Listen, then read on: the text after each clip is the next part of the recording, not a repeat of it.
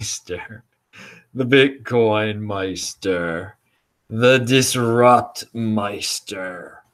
Welcome to the Beyond Bitcoin show. Today is July the 7th, 2018. 7-7. Oh, magical numbers. You know, I knew a guy who was born on 7-7-77. I also believe was former Oriole. There was an Oriole player. What's it? Jay Gibbons? Was he born on 7-7-77? Anyway, strong hand, long-term thinking. Personal responsibility is the new counterculture. Conviction. All right, people. Yeah, I'm wearing this shirt that Nathan down in Australia got me. A lot of the dudes in Australia send me some cool things. What's up to all the brothers in Australia? I'm going to Canada in a few hours. It is it's Saturday night here in Baltimore, but my flight takes off from BWI at 6 a.m. I am pumped about going to the Bitcoin Rodeo, bitcoinrodeo.com. It is going to be big in Alberta, Calgary, Alberta. So check out the links below. You can get a discount to go there. You can still buy tickets. That's Monday and Tuesday. I'll be speaking there on Monday. We can hang out. It's going to be awesome. They're treating me real nice there. So, you know, I'm talking about how cool Australia is. The Canadians, you're great too. And I've never been to Alberta in my life. So in a few hours, I'll be there, I guess. And we'll have some interest. I have a pre-taped show for tomorrow. Maybe I'll go live though. But there should be some interesting shows. And again, Vortex is going to be, check out This Week in Bitcoin. Some of the guys that are going to be at the Calgary Bitcoin Rodeo, like Francis and Vortex and BTC Benny were on my show. It was a great show. Wednesday's 4th of July show was great. So check out the links below. DisruptMeister.com, Trezor, t-shirts, discount codes. Always check out the links below. You can learn a lot. DisruptMeister.com, all my archives. Okay, so let's get into the Beyond Bitcoin here. I mean, I'm pumped about Bitcoin. I mean, I am really pumped about Bitcoin. I want to talk about Bitcoin, but we're going to talk about life in general here. In a video that I watched by Human, who is a MGTOW guy in Australia, of all places. He's in Melbourne, I believe, and he started showing his face, which is awesome. Because you got to, I mean, we don't have to show your face, but you're showing the world that you don't care what they think about you, man. You don't, if you care about other people's opinions too much, then no, man, you don't have principle. That dude, he's got principles. So what he talks about is actually something I think I mentioned last week. He didn't talk about it in this way. I think collectivism is the default for humanity. That individualism is something you have to train yourself. If you're a 20%er, you'll gravitate toward it. But there's always that urge to fit into the collective, to fit into the group.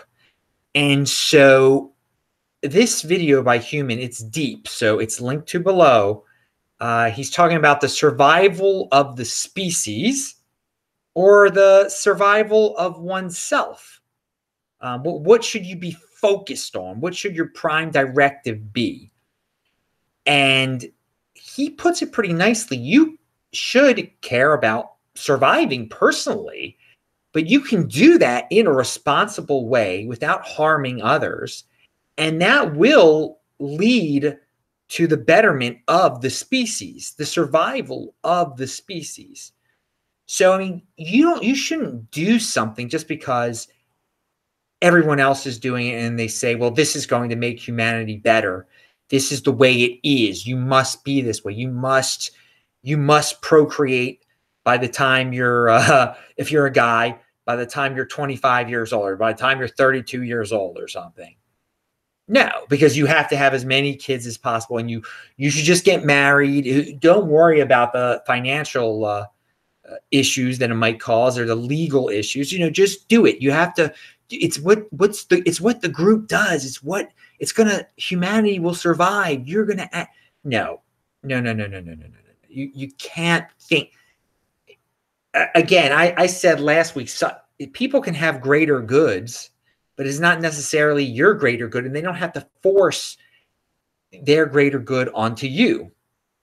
So again, better yourself. You have to look out for yourself. It's personal responsibilities in new counterculture. Now, if you do this in a responsible, productive way, you're naturally going to add to humanity, and it is going to help the survival of humanity.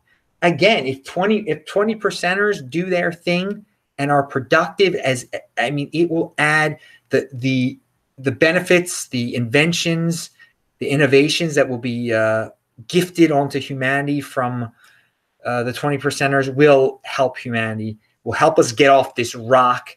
And thus, yeah, my God, that increases the chances of the survival of the species by quite a bit. But no, don't worry about do not become a slave of the greater good, of the cool kids, of the group, because it feels warm and cozy to be part of a group. Okay, you get a lot of positive reinforcement. You're living in an echo chamber almost. But what happens when the group turns on you? That's when you realize that the group was nothing but a mob. So again, I'm not saying all groups are mobs, but I think the 80 percenters, it becomes a mob really quickly, and your personal survival will be in great jeopardy if you bet everything on the 80% mob just because you thought, oh, I'm going to get married. I'm going to have kids. I'm going to do, I'm picking on those two things because, in the MGTOW video collections out there, they focus on these things a lot, but it's not just about that either. I mean, there's so many other things you can waste your life on just trying to be part of a group. Again, check out that video. Check out some of the comments were quite, there were some smart comments underneath there also. And if you're even a little bit interested in MGTOW and you're a 20 percenter, if you're going to watch one guy, watch Vention MGTOW, of course. He's watching this show right now. So pound that like button like the shirt says. But even Vention will admit that, human, I mean, that's a deep dude there. That is a deep guy if you're into that deep kind of stuff. What else? But Vention is some down, he's got the down to earth stuff there, man. The day by day living type of stuff. And guys, I mean, Vention's a fix it man. He knows how to fix a lot of things. And that's personal responsibility right there. I have seen during my time in Baltimore, just these few, I haven't even been here 10 days. I've seen examples of people that just become so dependent on men, mostly men, who fix things. People do not, if something goes wrong in their house, they have no idea how to fix it. They go into panic mode. You got to call someone. You got to call someone. I mean, that's costly. So every guy out there, there's a lot of guys that are shamed that, you couldn't get into college. You're a plumber. Oh, no. You guys should be proud because of all those guys and girls who got into college. They need you. And they panic call you dudes. And if it's the 4th of July and everybody's air conditioning's blowing up, I mean, you've got them by the, and you can do pretty well. It's good. And everyone's different. Everyone's mind is you can be a plumbing genius. Okay. I am sure that there are guys who have very high, I guess, spatial IQs, it's called, who are, good at fixing things, but, their verbal IQs aren't very good. So they've never gotten into money-making, super money-making type of activities. And they probably don't feel that they're good. They don't know how to maximize their businesses. And they need to partner up with some or get some good. They can learn. They're smart enough to learn what the verbal IQ guys are good at. And I readily admit, man, I can't. I see Vention fixing these motors and stuff. I mean, I could never do that. I could never ever do that. It takes a certain brain. So if you're a guy who works with his hands and fix it, you dudes are smart guys. You've got high spatial IQ or whatever. I don't even know what it's called. I'm so not good at it. And again, for all you people that think that the Jewish people like me are these super duper geniuses who rule the world, we generally cannot do that kind of stuff at all, because we don't have, our IQ is not high in those areas. It's just regular. It's totally regular. Into that there are not a lot of what are Jewish engineers, I guess. No, they're not. We have high verbal IQ, which you got, and the people with the high verbal IQs is who you see. That's what the businessmen, the lawyers, the politicians, and that's when all these conspiracies start to develop about people that have that kind of IQ. Anyway, I wasn't even going to talk about that type of thing, but hey, that's interesting. So shout outs to the dudes that know how to fix those trucks, and they keep this world running, man. They really, really do. And so, but again, people can learn to fix things around their house and not be dependent on, if one thing smells bad in their house, they have to call No, you don't have to call someone. I mean, even I know how to jerry rig a freaking thermocoupler on an old gas oven. That's funny hearing a Jewish guy talk that knows how to do that. But no, if I can learn how to do that, you can learn how to do that too. Okay, so where are we here? Collectivism we were talking about. Oh, here we go. There's a tweet out there. What is this? The New York City Democratic Socialist of America.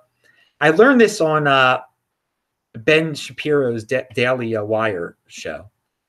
About these democratic socialists.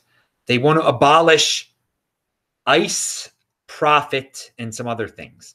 So, I'm not there. So it's linked to below. You can see these dudes in New York. They've got big signs that say abolish profit. Abolish profit. I mean, this is unbelievable. It's a bunch of young people.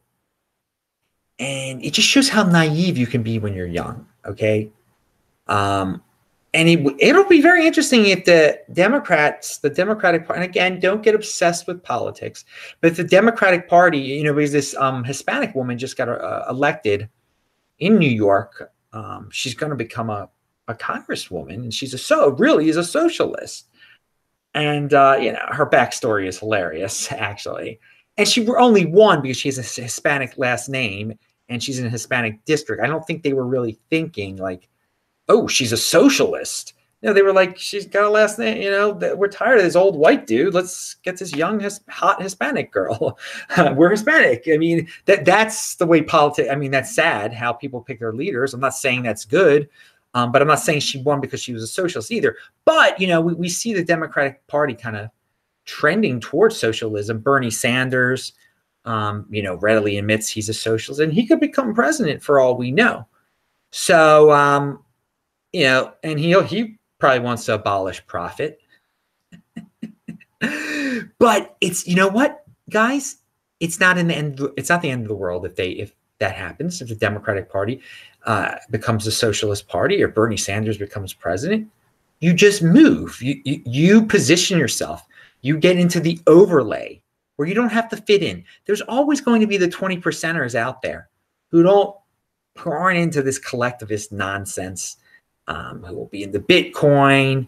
And so, the country is not going to, if we had a socialist president and a majority socialist Congress, America, there'd be some big problems.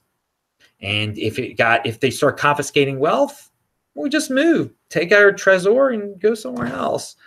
And so, we're starting to talk about Bitcoin here again. But so I think it's hilarious that these young, naive people are talking about abolishing profit. How would one go about doing it? How would one go about doing it? Oh God! Anyway, check out that link below. So I was hanging out with last Saturday. You guys might remember I was in a rush to get out of here because I was hanging out with my friends at a bar called the Brewers Art in the Mount Vernon neighborhood of Baltimore. And I noticed a few things. There weren't many cars on the streets. And it could have been because it's, this long extended July 4th weekend. It does appear to me that, we had a riot in Baltimore in 2015. And I know the Orioles attendance has been down. The Ravens attendance has been down. I think a lot of people from the county are just not comfortable parking in the city at night anymore. And, there's consequences to everything out there, again. And then we have, the liberals and the socialists who still want to call it an uprising. You can call it anything you want to call it. If people aren't coming to the city anymore, they probably didn't like that there was a riot and looting. Okay. But going back to why I wanted to talk about the Brewers Art and my experience there, I was hanging out with some friends of mine and who I had not seen for a while. And some of them are involved, know about the mainstream a lot more than I do. And some of them have, one is involved in the Baltimore City educational system. So he's got to interact with young people. Okay. So he's got to kind of have his pulse on this mainstream type of stuff. But apparently, and I did not write down the names of these people they were talking about. And I hope none of you know about this. I know that 95% of the people watching this are men. So you really shouldn't know who these people are. But apparently there was some girl on Dr. Phil once who's a rapper now. And she fights some other like little Asian rapper girl. And then there's another rapper girl too. I think the two of them are white ones. I can't even believe this stuff is true. And another one of my friends, like, yeah, I follow them on Instagram. I'm like, oh my, I couldn't even believe it. And other people knew who these people were. I mean, talking about rotting your brain away and stuff. Now, again, my friends aren't obsessed with these people or anything, but that they even know about these people was a bit disturbing because I had never heard about this. If I hear the words Dr. Phil, I mean, I totally turn off. So if someone's become a star because they were on Dr. Phil and now they're a female rapper, and I don't even think they're over 18 years old. I mean, I know some of these people aren't even over 18. And they had like, someone showed me a clip of their entourage fighting their entourage. I don't even believe society has it's turned into this type of thing. I want no part of this collective at all. I'm so glad that I'm in the Bitcoin overlay and that I've become, I've totally tuned out all mainstream. I mean, I don't know the latest Kanye song. I'm pretty happy about that, but I do know who Kanye is. But apparently the mainstream goes, these are YouTube celebrities, apparently, these girls, and thanks to Dr. Phil. And I hope most of you are like, Adam, I have no idea what you're saying. I hope to God, all of you don't know what I'm saying. The point is just like the 80%ers are going to be satisfied with a comfortable dystopia. And we are well on our way to a comfortable dystopia here. I mean, 80%ers are entertained by Dr. Phil, and not all of them. I mean, there are some, not all 80%ers are sitting home on welfare watching Dr. Phil and learning about these female rappers who are 15 years old.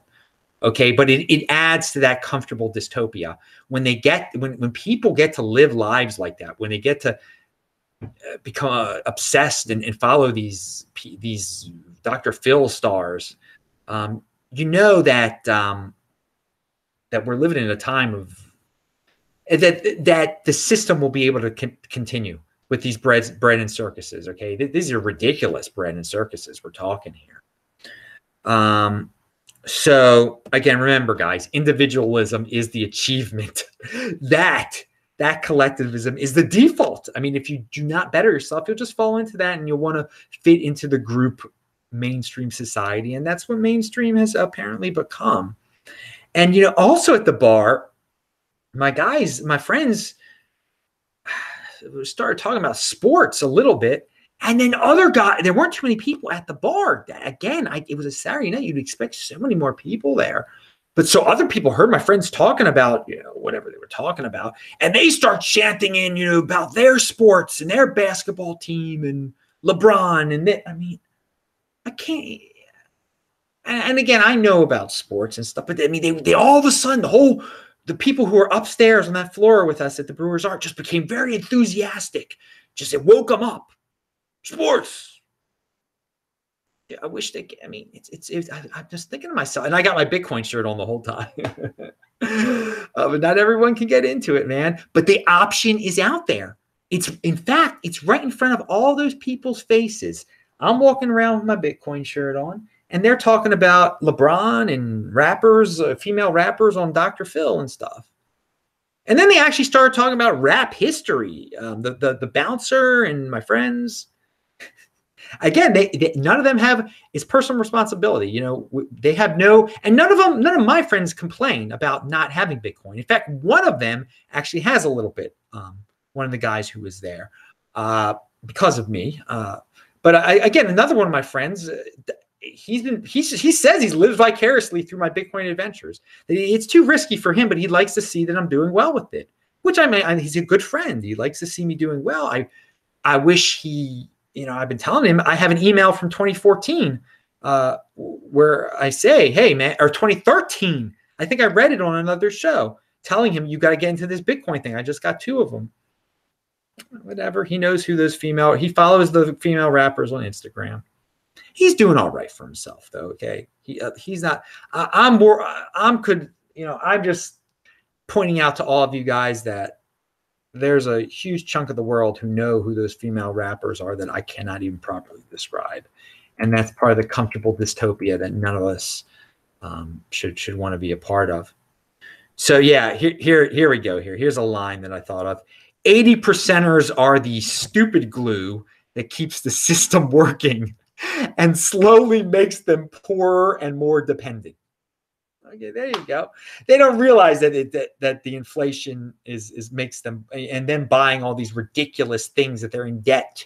You know, they're buying all these cars and they're just in debt. They're becoming more poor. They're losing.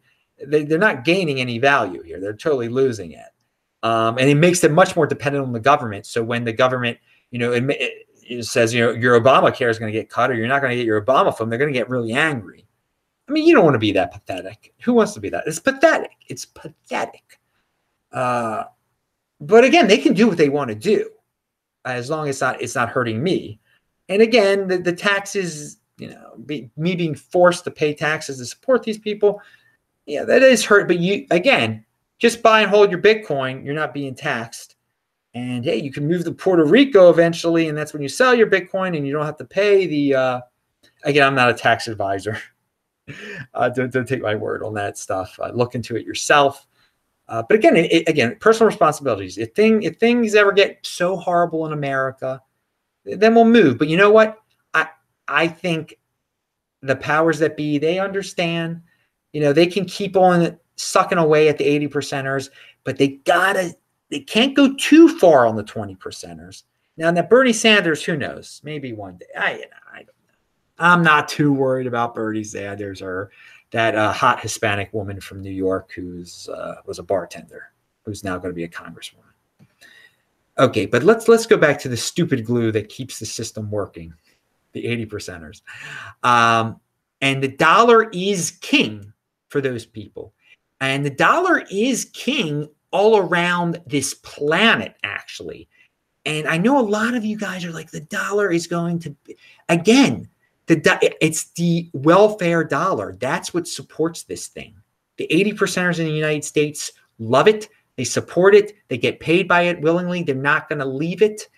And that's why it's the best fiat that's out there. It is the king. I mean, again, if you travel around this world to all the continents like I have, not Antarctica, you will understand exactly what I mean. And if you're one of those guys who are predicting doom and gloom, the end of the monetary system as we know it, I think you'll change your tune. I really think you'll change your tune. But when you're in Argentina and you can just buy anything with a dollar, I mean, you can go up, hey, I need a bus to an airport. And they know, and it's listed in Argentine pesos, they'll take your dollars.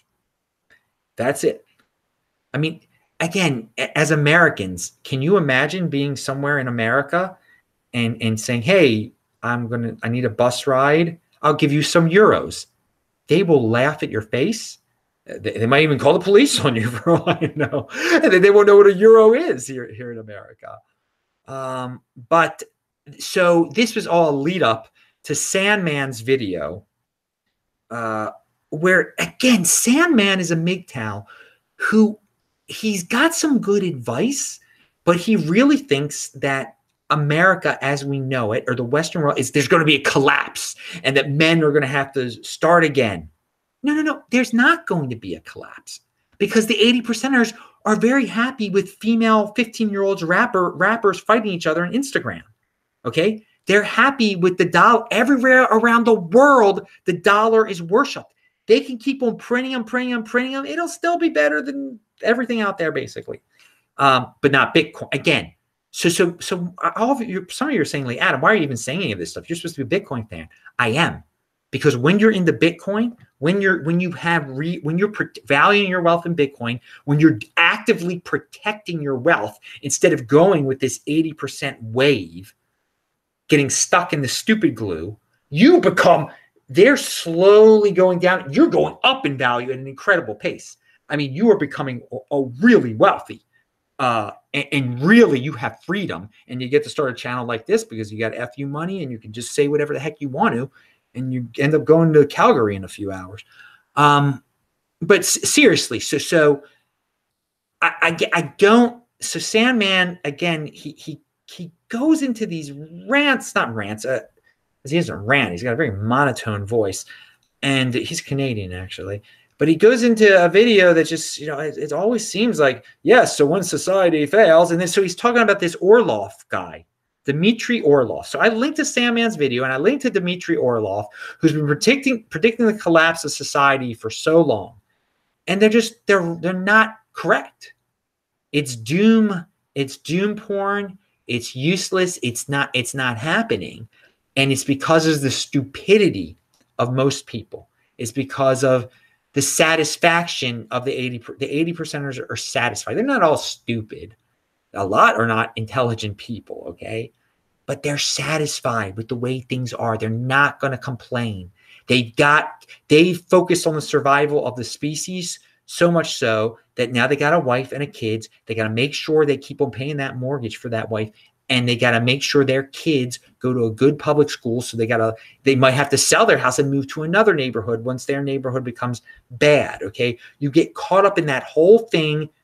You're going to be just satisfied with your dollars. You're going to be satisfied with the system. You're going to keep paying into the system because you don't want your kids to die. You don't want your kids to get hurt. You don't want to lose your wife. And, the way Sandman talks, he's like, all men are, going to wake up to the gynocentrism. No, they're not. No, they're not. No.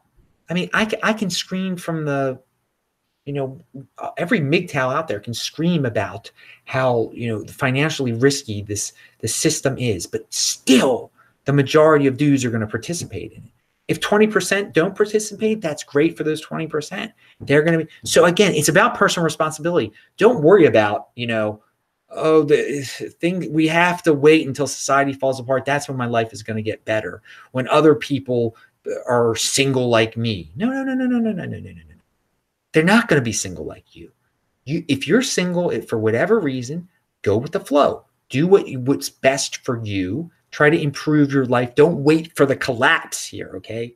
Because there have been people selling books like Orlov for a long time. And you can go to his club, Orlov's.blogspot. If you want to get into that Dune stuff, be my guest. I mean, it's whatever you want to do. But again, if you travel around this in the world, you will see how much they rely on the United States. They rely on the Western system. Many people are jealous of the Western system. They want to get into this system that's supposedly falling apart. And the dollar, which is the fuel of the system, it will survive. Bitcoin can go to incredible all-time highs, and still there'll be people stuck in the dollar. And that's just they chose their path.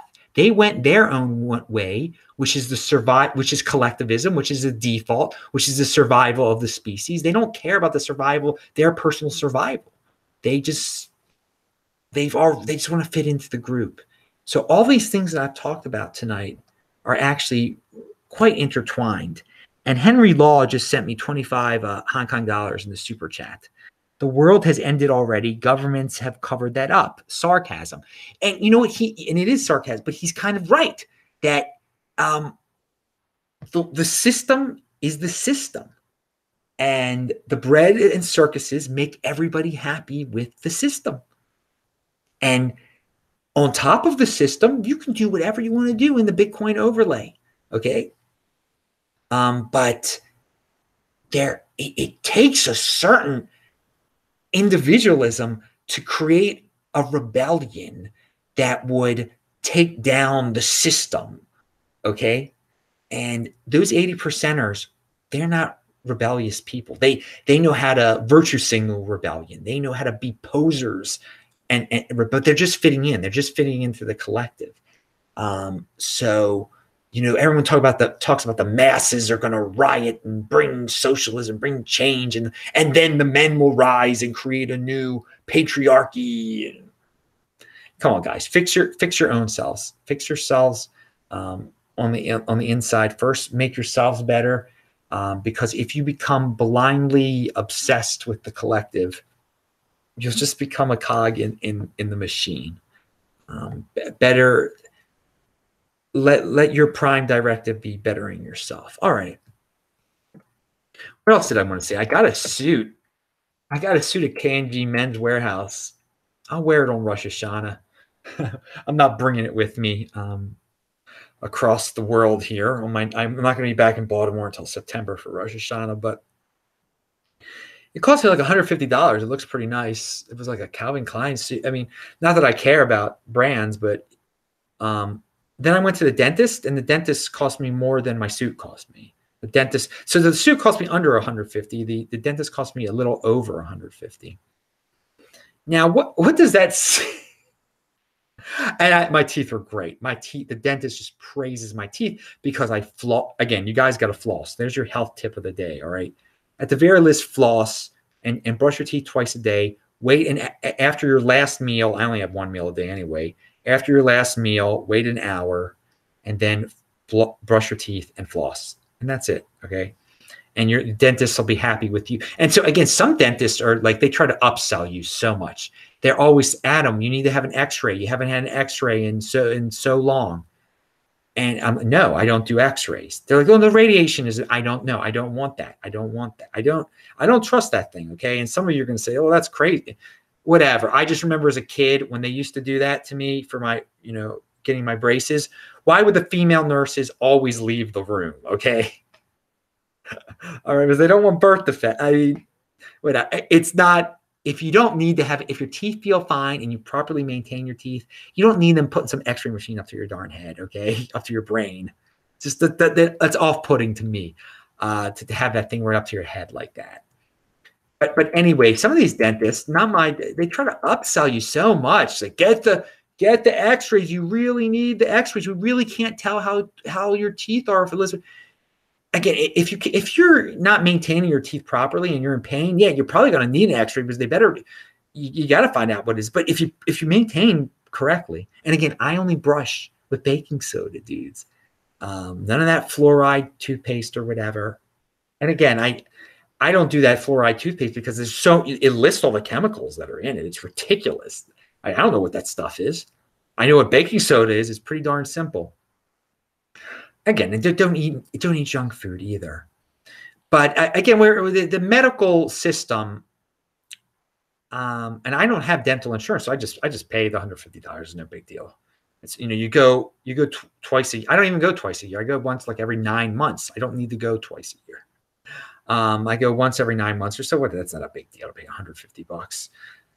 But because of all this insurance that's involved with it and all the interference, the price has gotten boosted up. Because again, the cleaning costs like $50. For him, the dentist charges you $100 to look at your teeth for about 5 minutes. That's it. That's all he does. So the cleaning, it's all out there. So it's just funny that my suit costs less than going to the dentist. And obviously the dentist is inflated because of this insane medical insurance system we have here, where it's that people don't use their insurance as insurance. They use it as medical care. But again, you can complain about it, or you can get to a level where you are healthy. You don't need to get cavities filled, where you get to a productivity level where spending $150 once every 9 months isn't a big deal to get your teeth clean. So basically I'm saying, you know what, I'll pay $150 every 9 months to get my teeth, because some tartar does form on my front 2 teeth just because I talk a lot and spit and everything. You know, that just happens. It just happens. You need, you know, I don't like, you know, after a while, it's not good to have tartar build up. You got to have it scraped off by a hygienist at a certain point. So for me, that's worth it. All right. So that was a really interesting health tip rant type of thing there. But hey, it's the Beyond Bitcoin show. As the shirt says, pound that like button. So one final thing, it's great to see it was great to see my friends. And you know, everyone's kind of gone on a little bit different direction. And again, I said this last week, to have a real friend and to be a real man about it. You don't have to agree on everything. You know, there are some things that can split people apart. But don't let a minor thing split you apart. But also, you don't need to, once you it's cool when you're a kid, you like seeing your friends at school every single day. It's great. And I think some people get stuck into that mentality. Once you're a true friend with someone, you only need to see them once a year, once every 3 years, maybe even. You know, some of these guys I hadn't seen for a while. So, you know, I talk about long-term thinking a lot. After a while, you know, a true friendship becomes, you know, a long-term thing where you don't need to see the guy. You don't need to call him all the time. And so I think I talked about a little bit about this last week, but, you know, seeing my friends in person, we've got all the memories in the world from high school and after high school, after college. And those are just great memories. But you don't have to relive them in person all the time. You don't have to call the person on the phone to talk about them all the time. If you got a sound mind and you're not on drugs, you haven't busted your brain away by doing unhealthy things, you can just sit in a quiet room and remember them sometimes. You don't have to, but you know, every once in a while it's good to catch up with a friend. But no, being friends isn't about, you know, hanging out all the time still. You know, there's something about, you know, being alone is, if you're comfortable with being alone, you're that much more likely not to succumb to peer pressure, not to get involved in 80% collectivism activity where you're sacrificing yourself for these greater goods that you don't even necessarily agree with, that you're just getting into to fit in for society to survive or for the species to survive. Again, you try to survive. All right. Eventually, MGTOW just sent $5 in the super chat, so I'm going to read it and then I'm going to get out of here. I'm on day shift now, and I always skip breakfast now. I feel great, though. I'm starting to think that the most important meal of the day is propaganda. Well, you know what? There's something to that, Benson. And again, the propaganda that's been out there is that you have to eat 3 meals a day. You have to eat 3 meals a day. No. That's just, you know, of course, if you're selling cereal, if you're a business, you're going to try to bang it into people's heads. They need to eat 3 times a day because it's more likely they're going to eat your food, your junk food at one of those sittings. But no, you really, you just need to eat. I'm living proof. I eat once a day. That's all. I fast 22 hours every single day at the very least. So, all right, guys. And check out my old Beyond Bitcoin shows if you want to learn about intermittent fasting or interval training. I did my sprints earlier today. All right, I'm Adam Meister, the BitcoinMeister, Disrupt Meister. Pound that like button like the shirt says. Thank you, Nathan. Remember to subscribe to this channel, like this video, share this video. Hey, guys, I will see everyone in Calgary. Thanks for everybody in the super chat and the chat tonight. I'll say hi. Bye-bye.